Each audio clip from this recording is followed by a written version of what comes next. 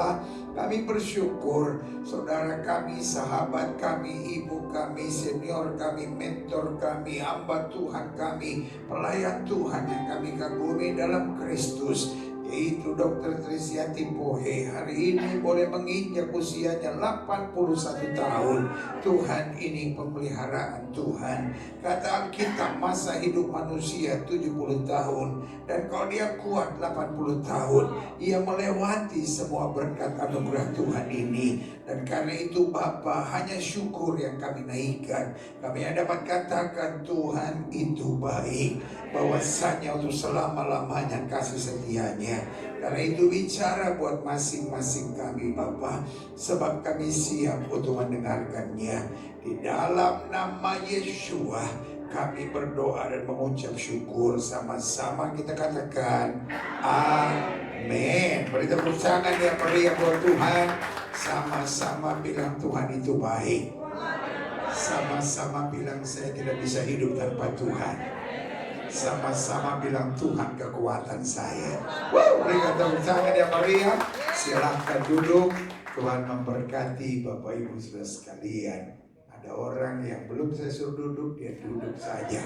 Dia takut jangan-jangan pendeta lupa suruh duduk. Tapi jangan khawatir, 40 tahun saya jadi pendeta, belum pernah sekalipun lupa suruh orang duduk, saudara. Puji Tuhan. Tapi nggak apa-apa. Kalau ibadah gua tegur, tapi karena ini adalah ucapan syukur, kita belakang lihat saja, saudara, ya dah.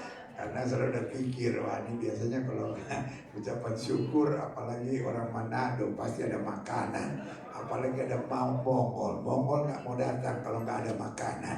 Dia telepon dulu, Dr. Trace ada makanan kah? Soal persembahan nomor 2, yang penting makan di dalam. Tuhan itu baik, haleluya. Dr. Trace sangat berarti buat hidup saya, karena 33 tahun yang lalu itu pertama kali saya berkhotbah di rumah beliau. Dan bayangin 33 tahun yang lalu, sebagian saudara udah belum bertobat, masih kacau-kacau, masih gila-gila, ya kan? Oh, masih hidupnya gak jelas. Dr. Trace udah undang saya untuk melayani. Kasih tepuk tangan dulu ya, meriah buat Tuhan. Dan tidak pernah bisa berakhir kasih setia Tuhan dalam hidup saya melalui Dr. Trace. Karena beberapa tahun yang lalu suami tercinta meninggalnya juga sementara berkhotbah di gereja kami. Jadi keluarga ini buat saya keluarga yang sangat berarti. Dan hari ini usia 81 tahun. Tanya sama sebelah saudara, kita nyampe gak ya? Ya kan? Kita nyampe gak? Jadi saudara kasih dalam Tuhan, kalau saudara udah lewat, haleluya saudara. Karena ada banyak orang baru 60 udah di kursi roda. Tetapi Dr. Trace naik tangga masih mantap saudara. Naik tangga, aduh minta ampun. Jangan lagi ada nyong-nyong mau cari-cari ya kan. Aduh. Mama tolong tutup pintu. Jangan sampai ada yang baru-baru ya. Hari ini saya mau bicara tentang bersyukur adalah kekuatan. Sama-sama bilang bersyukur adalah kekuatan. Jadi saya lihat-lihat hidup ini sepertinya, ini teori saya sendiri ya. Hidup ini sepertinya ada 3 tingkatan. Tingkatan pertama orang-orang yang berjuang. Sama-sama bilang sama saya berjuang. Dan orang Indonesia kalau berjuang ngeri loh. Orang Indonesia suka bilang gini, kita ini banting tulang, hancur. Mau Kristen, mau gak Kristen, mau bertobat, gak mau bertobat, mau kacau-kacau, mau ateis sekalipun, banting tulang hancur. Habis itu, peras keringat. Kau pikir handuk kan? Habis itu, putar otak. Kebetulan Dr. Trace adalah seorang dokter. Otak goyang sedikit, ngeces. Airnya turun, tidak terkira. Apalagi goyang, apalagi dia putar tuh otak, syukur-syukur kembali. Kalau nya kembali, orang Indonesia kalau ngomong bikin takut. Pendeta, saya hari deh, saya pikir babi tore. Dokter Tres bilang kita sudah siapin babi tore, tiba-tiba datang, makanya jangan lagi khotbah dong nanti, ya kan? Nah, jadi gini, orang Indonesia kalau ngomong kan ngeri ya. Pendeta saya ini udah banting tulang, saya udah peras keringat, saya udah putar otak. Sampai saya bilang, masih waras Pak. Karena ini kalau udah ada bapak-bapak lihat saya gini. Mungkin dia bilang apa yang salah, saya tiap hari main banting tulang, peras keringat, putar otak. Mudah-mudahan dia kembali ke titiknya Pak. Jadi yang pertama saya bilang berjuang, sama-sama bilang sama saya berjuang. Ada orang yang hari-hari hidupnya gak bisa menikmati kebaikan Tuhan. Ada orang yang hari-hari hidupnya apa? Berjuang. Saya mengerti kita harus berjuang. Jangan saudara pulang dari sini, Gilbert bilang gak perlu berjuang. Tuhan memberkati orang dikasihnya pada waktu tidur. Sudah jauh tidur saja. Kita harus berjuang dengan keras, tapi kita bukan berjuang setengah mati. Karena kalau kita berjuang setengah mati, 2 kali berjuang, innalillahi wa inna ilaihi raji'un, selesai. Nah, ada tipe kedua. Hidupnya beriman. Nothing wrong with that. Alkitab bilang orang benar akan hidup oleh iman. Tetapi kadang-kadang imannya aneh-aneh. Laki orang dia bisa imani. Aku percaya dalam nama Yesus satu saat dia akan jadi suami saya dalam nama Yesus. Lu gila. Mobil orang dikelilingi dalam nama Yesus. Saya percaya seperti tembok Yeriko dapat diruntuhkan. Mobil ini akan menjadi milik saya dalam nama Yesus. Ya memang kita perlu beriman, tapi jangan gila karena beriman. Rumah orang dikelilingin. Dalam nama Yesus saya percaya satu saat rumah ini akan jadi rumah saya. Dan lebih parahnya lagi, ada orang-orang yang bersaksi, saya kelilingin rumah itu dan kemudian saya bisa beli. Saya kelilingin tanah itu bisa beli. Yang saya ngeri kalau mereka kelilingin Monas.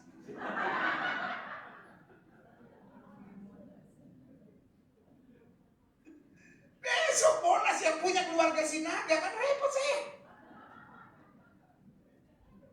Saya ngerti nggak mau saya? Beriman itu bagus. Tapi kadang-kadang beriman yang agak sedikit gila-gila gitu. Lalu kemudian ketika dia nggak dapat, dia bingung. Kok saya beriman tapi saya nggak dapat? Bukan beriman, lu ngaco. Buat saya itu bukan beriman, halu. Apa saudara? Halu. Bukan haleluya, halu. Apa saudara? Beriman itu dasarnya firman. Sama-sama bilang sama saya, beriman itu dasarnya firman. Kalau kamu tinggal dalam aku dan firmanku tinggal dalam kamu, minta apa saja. Jadi iman harus disertai pengertian. Kamu tinggal dalam aku, firmanku tinggal dalam kamu, minta apa saja. Artinya kita align with God. Kita menjadi satu dengan Dia. Tingkatan pertama apa tadi saya bilang? Tingkatan kedua apa saudara? Beriman. Tapi saya percaya tingkatan yang tertinggi adalah bersyukur. Di dalam bersyukur ada unsur berjuang. Dalam bersyukur ada unsur apa? Beriman. Tetapi hidup kita jadi santai. Aku tahu kepada siapa aku percaya. Aku yakin dia berkuasa, berikan tepuk tangan yang beriman. Alkitab saya bicara tentang seorang yang bernama Yusuf. Siapa Yusuf? Yusuf adalah seorang yang cinta Tuhan, hidup dalam kesucian. Hidupnya sangat keras. Dia dijual oleh kakak-kakaknya sendiri. Tapi God help him. Tuhan tolong dia. Sampai satu saat dia bisa bekerja di rumah Potifar. Siapa Potifar? Kepala istana raja. Dan bukan hanya itu, dia bukan hanya dianggap sebagai budak, karena budak tinggal di luar rumah, dibangunin kandang seperti binatang begitu. Tapi dia sudah tinggal di dalam rumah, artinya dia sudah tidak dianggap budak. Dia dianggap salah satu dari keluarga dari Potifar. Tapi persoalannya, ada tante Kiram pertama di muka bumi. Nama istri Potifar. Bukan Tante Poti, namanya Tante Potince. Dari Sangir dia. Orang Talaut dia. Makanya namanya Tante Potince. Tante Potince memang, aduh. Kayak oma-oma Manado. Iya tuh. Pas ditanya, Oma, kerjaan Oma apa waktu muda? Pelakor. Sampai anak-anak muda tuh, Oma bisa jadi pelakor? Iyo. Rupanya selidik punya selidik, Oma pelatih kor. Jadi Oma kasih pendek jadi pelakor. Oma bapak lu.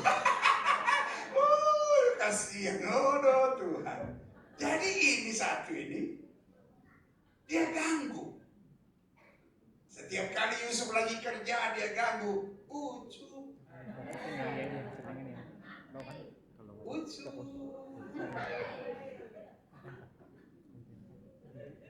Sekedar pengetahuan Alkitab secara umum buat kita. Yusuf waktu itu umurnya 28 tahun. Yusuf umurnya berapa, saudara? Lalu istrinya Potifar, Tante Potince, umurnya 54 tahun. Bukan 81. Kalau 81 so selesai dengan kehidupan. Tinggal beriman pada Tuhan dan berserah. Kalau 54 kadang-kala masih mencari. Ada yang lagi senang. Pasti 54 ya. Jadi tiap hari kata Alkitab, apa saudara?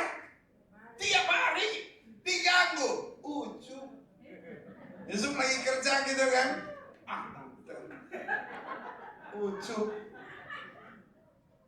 Mungkin dalam hati tante-tante menyanyi, kekerasanmu mulai aku sukai, sikap-sikapmu pun mulai ku mengerti. Yeah. Yang umur 40 tahun ke bawah lu gak ngerti lagu beginian. Khusus 50 tahun ke atas. Hari demi hari diganggunya Yusuf. Sampai akhirnya tante sudah kuat. Tante pegang baju Yusuf. Yusuf pakai jubah, dia tinggalkan jubahnya dan dia lari. Tiba-tiba tante bilang, hamba Ibrani yang kamu bawa hendak memperkosa aku. Untung Yusuf orang Yahudi. Kalau Yusuf anak Makeret, tahu Makeret? Kalau saudara Manado sudah tahu Makeret itu daerah lu nggak jelas itu daerahnya. Kalau Yusuf anak Makeret, tiba-tiba dikasih tahu hamba Ibrani yang kamu bawa hendak memperkosa aku. Hamba dari Makeret ini memperkosa aku. Pasti dia bilang, apa tante? Kita memperkosa tante. Alon.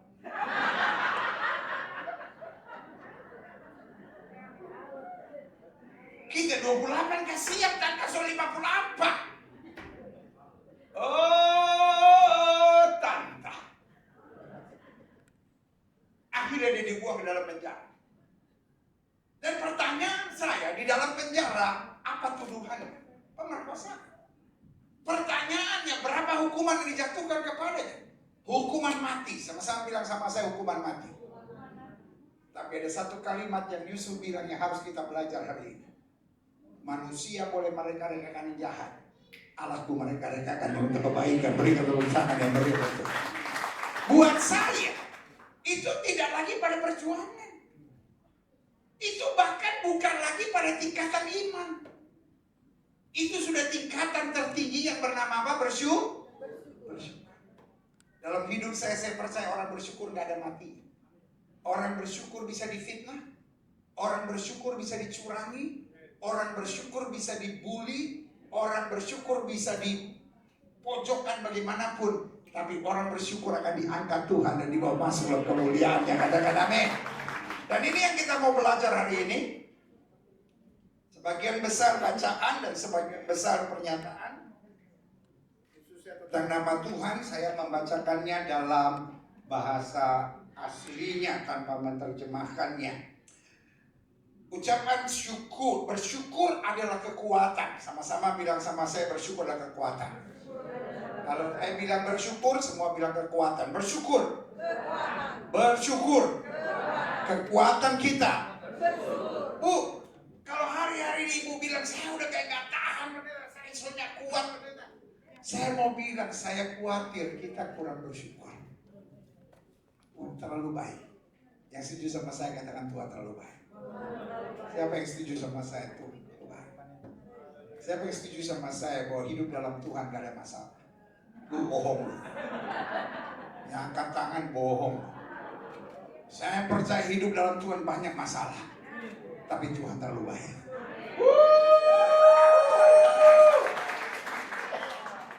Bu, suka diomongin orang? Enggak. Berarti suami lu gak ganteng, Bu. Kalau suami ganteng, baik, kaya, ramah, habis lu mau diomongin orang. Kalau menurut gue ya, suaminya takut sama bibinya. Atau kalau menurut gue, dia ada view kali itu. Dia ada mainan. Bibinya kalau menurut gue sih biasa aja, lakinya tuh. Aduh. Bu, zaman dulu punya suami ganteng berkat. Zaman sekarang punya suami ganteng banyak doa, Bu. Bukan cuma doa, jenis seperti ini, Bu, gak bisa diusir kecuali doa dan puasa.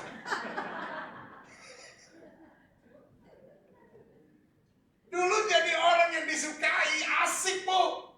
Jadi berkat, Bu. Sekarang jadi orang disukai, Bu. Tiap hari ada di Facebook, Bu, ada di Instagram, Bu. Tapi hari ini saya mau bilang, kekuatan kita adalah bersyukur. Orang lain boleh lebih kaya dari kita, orang lain boleh lebih hebat dari kita, orang lain boleh lebih pintar dari kita. Tapi kita bersyukur karena segalanya Tuhan bela, Tuhan kuatkan, Tuhan mampukan, Tuhan lakukan perkara yang dahsyat. Sama-sama bilang sama saya, kekuatan saya adalah bersyukur. Ini berapa lama saya khotbah ini? Orang Batak ada berapa banyak? Manadonya ada berapa banyak? Enggak, ukuran saya cuma 2 itu aja, Batak sama Manado. Sebab habis ini makan tuh. Batak sama Manado biasanya kalau ada pesta nggak mau makan dulu dari rumah tuh. Jadi kalau pendeta so lama dia udah geser kiri, geser kanan. Karena orang Batak sama Manado kampung tengahnya 2,5 jam kosong dia. Karena antara pusar sama otak 2,5. 1, 2,5. Dan kalau ini udah mulai kosong, ini mulai lambat. Pokoknya saya kalau khotbah saya lihat jemaat begini. Karena saya berapa kali khotbah di komunitas Afro-American. Di Amerika atau di Eropa, itu asik loh. Saya khotbah di komunitas itu, sementara saya khotbah, yeah, that's right, preach it brother, yeah. Tapi kalau Indonesia, kalau lagi semangat ya gitu. Makin mantap khotbah, makin terbuka. Dia nggak sadar laler hijau masuk 3. Pulang dia bingung. Kenapa habis khotbah kenyang? Laler hijau 3, pai-pai lagi itu laler hijau darah Yesus ya kan. 1 Timotius 1 ayat 12 sampai 17. Ucapan syukur atas kasih karunia Yahweh. Aku bersyukur kepada Dia yang menguatkan aku. Sama-sama bilang sama saya, aku bersyukur. Dia yang menguatkan aku, yaitu Yeshua HaMashiach Tuhan kita. Karena Ia menganggap aku setia dan mempercayakan pelayanan ini kepadaku. Aku yang tadinya seorang penghujat, seorang penganiaya, seorang apa? Ganas. Seorang apa saudara? Ganas. Tanya sama sebelah saudara, lu ganas juga sebelumnya? Pendeta saya ganas banget. Pendeta dulu ada orang yang ngomongin saya, mana tuh orang, gue robek mulutnya. Darah Yesus. Kau pikir amplop kan? Kita tadinya orang ganas. Ada orang ngomongin kita Tuhan, ajar dia Tuhan, ajar dia. Bayangin dia minta tolong Tuhan, Tuhan untuk ajar. Kalau cuma minta tolong grip, nggak apa-apa. Seberapa besarnya sih kuasa grip? Kalau Tuhan yang hajar, aduh, jangankan hajar, baru kuti. Tahu kuti? Apa? Setir. Baru kuti, piring setengah.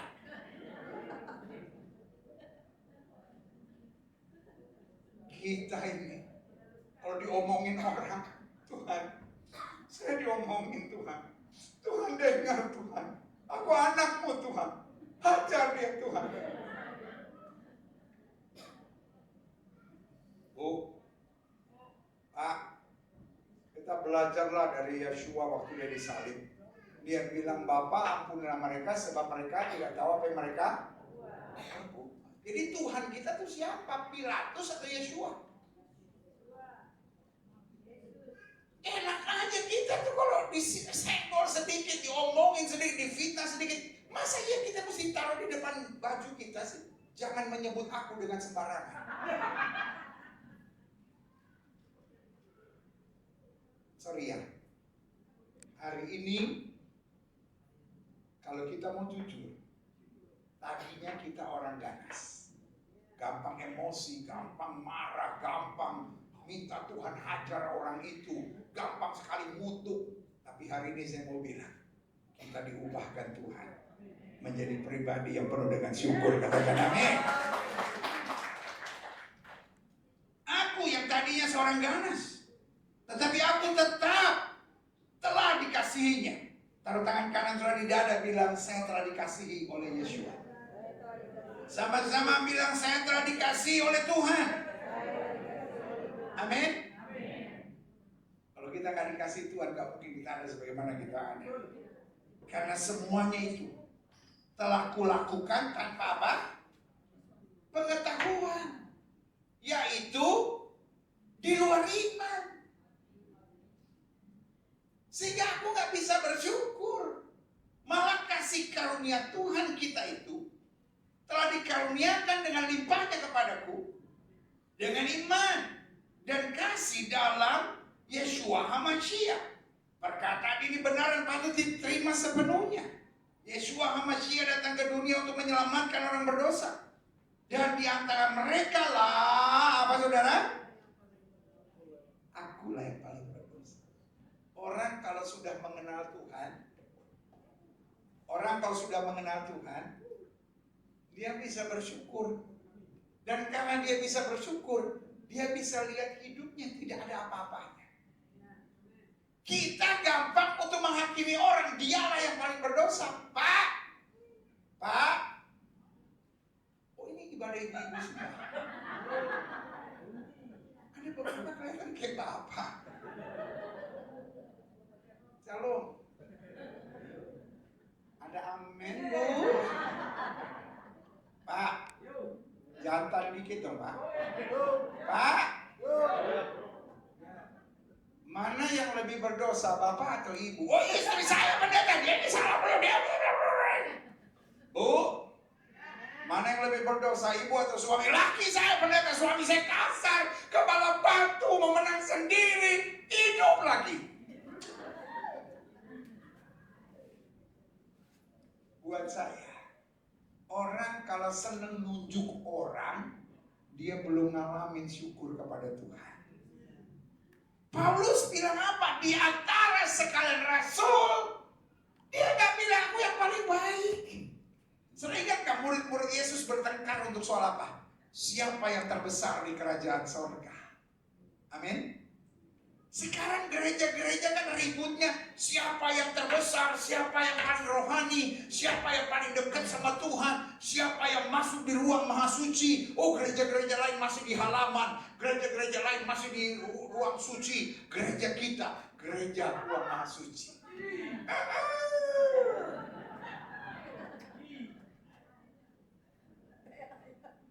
Orang kalau masih anggap dirinya yang paling baik, sorry pakai bahasa saya, Saya menyebutnya dia masih Kristen kampungan. Bahasa Inggrisnya Kristen villagesan. Ya kita mesti bahasa Inggris ya. Advance. Villagesan. Pernah dengar istilah itu? Soalnya bahasa Inggrisnya masih cetek sih.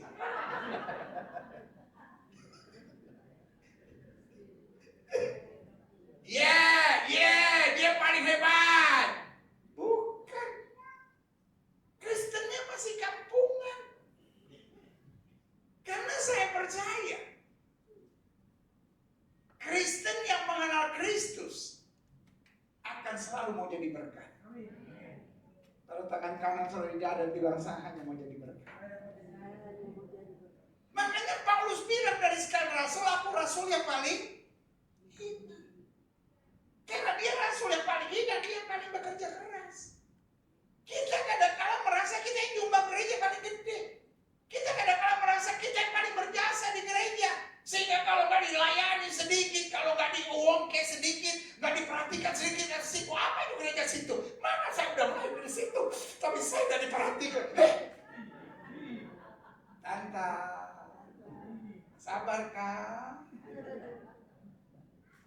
Makanya Yesus bilang, setelah kita melayani, biarlah kita sadar kita adalah hamba-hamba yang tidak berguna. Taruh tangan kanan saudara di dada, sama-sama bilang, saya hamba yang tidak berguna. Makin tinggi kerohanian seseorang, makin dia bisa bergaul sama semua orang. Makin dia bisa menolong semua orang. Makin gak punya semangat untuk menghakimi orang.